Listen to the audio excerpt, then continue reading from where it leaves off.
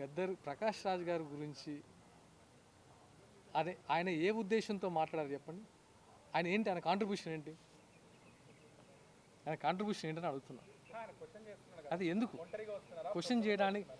మేము ఒంటరిగా వస్తాము, పొత్తుతో వస్తాము. నువ్వెవడవే అసలు? నువ్వెవడు? నేను చెప్తున్నావు, నువ్వెవడు? నీ క్వాలిఫికేషన్ ఏంటి? మీకు నేను ఎందుకు చెప్పాలి? పవన్ కళ్యాణ్ కాదు, మాకు చెప్పని మమ్మల్ని అడుగుతున్నాడు కదా పక్ష. మేము ఎలా వస్తాం, మీకేంటి? నువ్వెవడు అసలు? ఫస్ట్ నువ్వెవడు? ప్రకాష్ రాజ్ అంటాడు ఎవడు? నేను ఎందుకు సమాధానం చెప్పాలి వాడికి?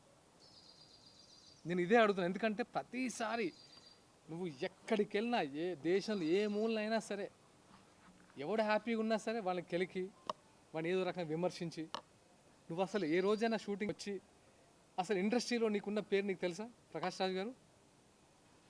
నువ్వు ఎంత సహృదయుడు ఒకసారి మీ ఇండస్ట్రీ వాళ్ళు చెప్తున్నారు కదా, నీ పక్కన యాక్ట్ చేసిన వాళ్ళు.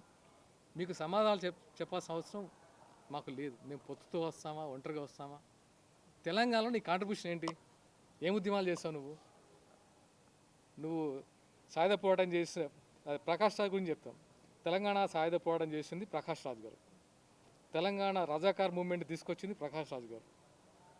తెలంగాణ ఉద్యమంలో అమరులైన ఫ్యామిలీని మొత్తం, అంటే మీన్స్ వాళ్ళ కుటుంబాలు పోగొట్టుకుంది ప్రకాష్ రాజ్ గారు కదా. అంత గ్రేట్ పర్సన్ కదా.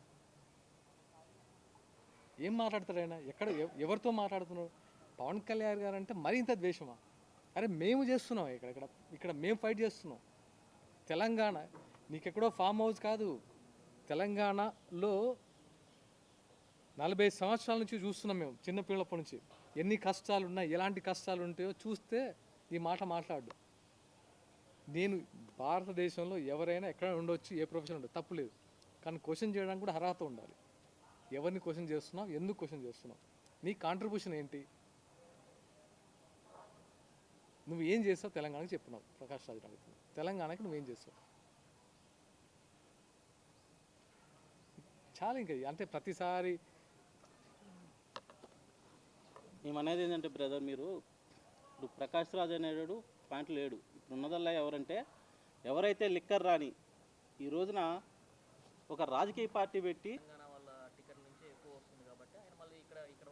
అంటే పవన్ కళ్యాణ్ గారు ఒక్కరికే డబ్బులు వెళ్తున్నాయా? ప్రభాస్ గారికి వెళ్ళట్లేదు, తెలంగాణ నుంచి చిరంజీవి గారికి వెళ్ళట్లేదా, మిగతా రామ్ చరణ్ గారికి వెళ్ళట్లేదా, బాలకృష్ణ గారికి వెళ్ళట్లేదా, విజయ్ దేవరకొండకి వెళ్ళట్లే?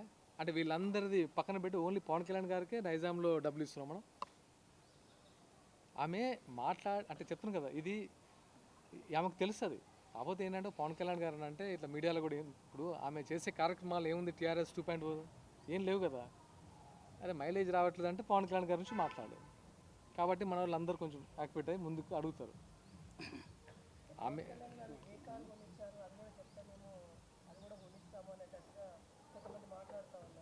అడగమని చెప్పండి. ఇప్పుడు పవన్ కళ్యాణ్ గారు ఏ కారు గురించారో ఆయనకు తెలుసు కదా. అప్పుడు చెప్తున్నా కదా, మీరు అసలు గద్దర్ గారిని ఒక అంటే తెలంగాణ యుద్ధ నౌకని రోడ్డు మీద నిలబెట్టారు 4 గంటలు. అసలు మీకు నైతిక హక్కు ఉందా? అడిగే హక్కు ఉందా? గద్దర్ గారి గురించి మాట్లాడే హక్కు ఉందా అసలు? ఫస్ట్ అసలు కవిత గారికి ఆయనకి ఎన్ని కష్టాలు పడ్డారు లాస్ట్ మూమెంట్లో ఎవరైనా ఆదరించారా?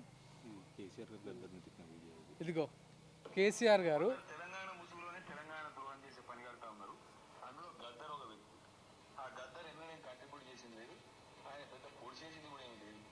తెలంగాణ ముసుగులో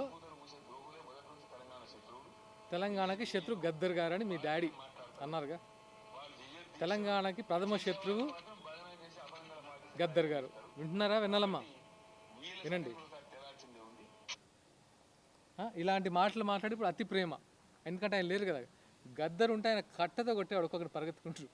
గద్దర్ గారికి ముందు నుంచే కారు ఉంది, పవన్ కళ్యాణ్ చెప్పింది అబద్ధము. ఆటోలో తిరగలే, ముందు నుంచే ఆయన కారు ఉంది. కారు ఇప్పించిండేమో, వాళ్ళిద్దరి మధ్యలో ఒక రిలేషన్ ఉంది, ఇప్పించిండు. ముందు నుంచి కారు ఉంది అని చెప్పి ఉండొచ్చు, తప్పేముంది. ఆయన ఎలాంటి కారు, నాకు ఇట్లా అసౌకర్యంగా ఉంది కారు కాబట్టి కొనియచ్చు, దాంట్లో అవును. ఆ టైంలో ఇప్పుడు మనకు ఒక కారు ఉండొచ్చు, ఎప్పుడో ఉండొచ్చు, తర్వాత రిపేర్ రావచ్చు, కారు అడగవచ్చు. దానికి ఇంత విశ్లేషణ ఎందుకు?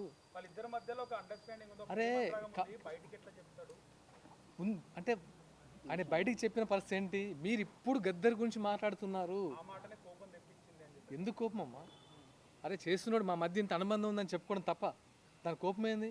మీరు గద్దర్ గారిని యూజ్ చేసుకున్నారంటే గద్దర్ గారిని ఎవరు యూజ్ చేసుకున్నారు? మా మధ్య ఇంత అనుబంధం ఉంది, నా జేబులో డబ్బులు మీ గద్దర్ గారే, మీ నాన్నగారు గద్దర్ గారే నేను పవన్ జేబులో నుంచి డబ్బులు తీసుకునే అంత చనువు ఉందని చెప్పినప్పుడు అది మీకు అర్థం కదా?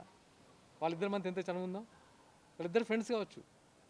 ఇప్పుడు భార్య బిడ్డలతో ఉండే చనువు ఒకలా ఉంటుంది, ఒక ఫ్రెండ్తో ఉండే చనువు ఒకలా ఉంటుంది. మీకేం తెలుసు వాళ్ళిద్దరి మధ్య చనువు? వాళ్ళిద్దరి మధ్య అంత బాండింగ్ ఉంది, అంత అన్నదమ్ముల మధ్య బాండింగ్ ఉన్నప్పుడు ఆయన ఎక్స్ప్రెస్ చేశారుగా. ఒక పవన్ కళ్యాణ్ గారు ఎక్స్ప్రెస్ చేయలే కదా, గద్దర్ గారు కూడా ఎక్స్ప్రెస్ చేస్తారు కదా. రైట్. అలాగే ప్రకాష్ రాజ్ గారు చేసిన కామెంట్స్ పైన ఏమంటారు? వద్దు